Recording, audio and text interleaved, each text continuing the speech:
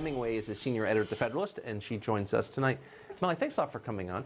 So, great to be here. Before you did come on, I looked at the polling on abortion, and it's pretty much where it's been most of my life, which is probably a slight majority favor the rough framework of Roe v. Wade.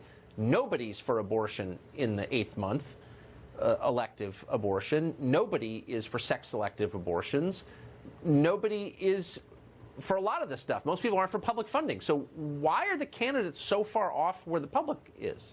Well, it's a difficult situation for Democrats who are running for office because they are beholden to an abortion lobby that requires them to have increasingly extreme positions. And so you're seeing this, just as you pointed out, 10 years ago, you might hear something like abortion should be safe, legal, and rare. And now the approved position that Democrats have to take if they want to have a good chance of winning a primary is that it should, abortions can take place anytime, anywhere, and that taxpayers should fund it. This is a radical shift from what we've seen, and it is far outside of the mainstream of American thought, but it is not far outside the mainstream of the media's thinking. And the media increasingly control our discourse, and of course they have been overwhelmingly supportive of abortion going back decades. David Shaw at the Los Angeles Times did a study of this in 1990 showing that something like 80 to 90% of people in the media supported abortion, and that is far outside of what the average American, thinks on these issues. But our newsrooms do not seem to care about matching American opinion or even reflecting it honestly.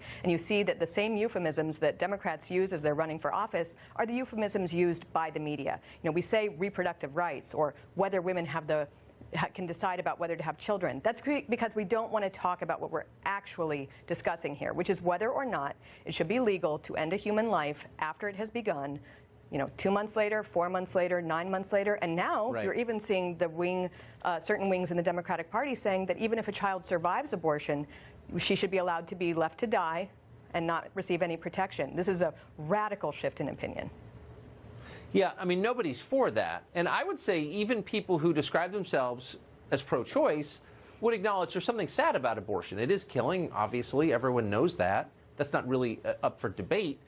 Can Democrats running for office admit that there's something sad, uncomfortable, depressing, maybe even wrong about abortion?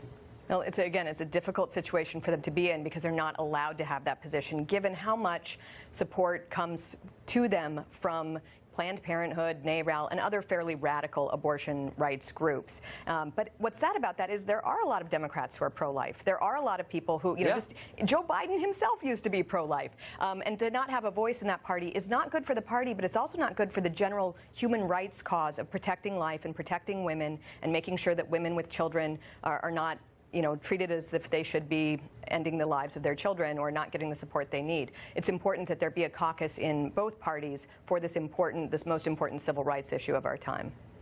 Well, of course. If you devalue childbearing, you devalue women. By definition. All very amazing how quickly this is going. Molly Hemingway, thank you very much for that perspective. I appreciate it.